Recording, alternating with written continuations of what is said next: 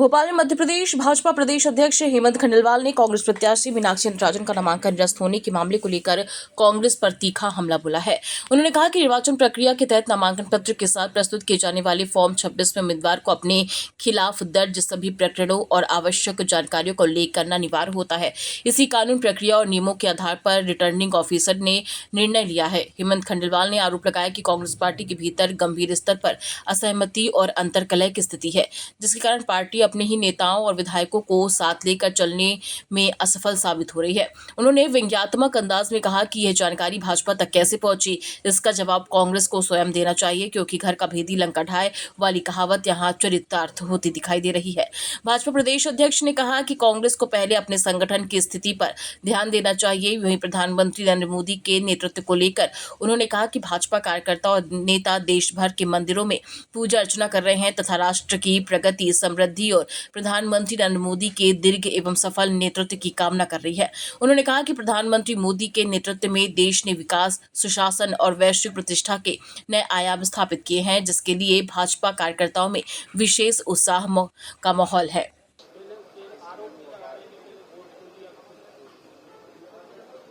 मुझे एक चीज बताइए, हमारे विधायक तो सब यहीं थे।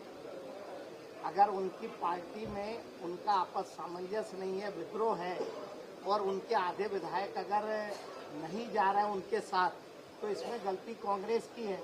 फॉर्म भरने में जाने बूझे कोई चूक कर रहा है।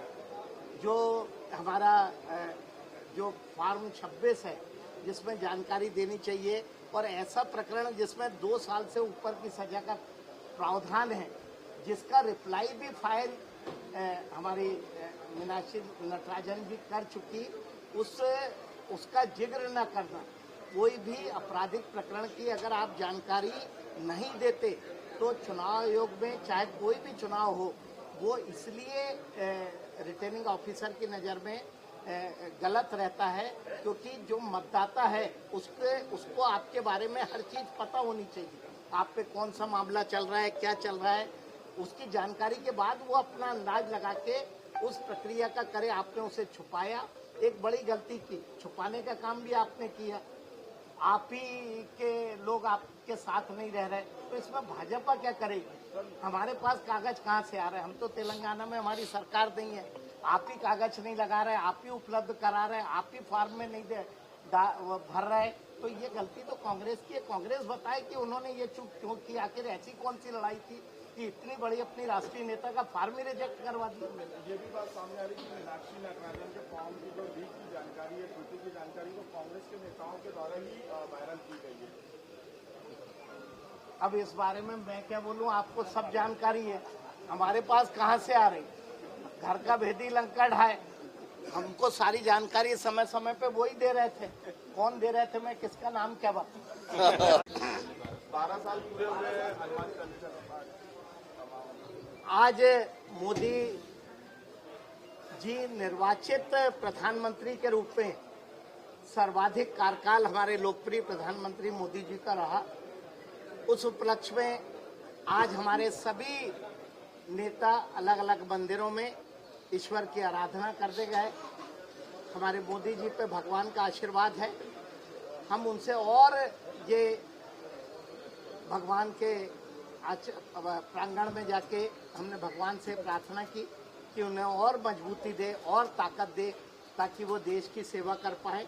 एक ऐसा प्रधानमंत्री जिन्होंने बनने के बाद भारत की इकोनॉमी को 11 से चौथे नंबर पे ले गए, जिनके नेतृत्व में भारत और आगे जाएगा।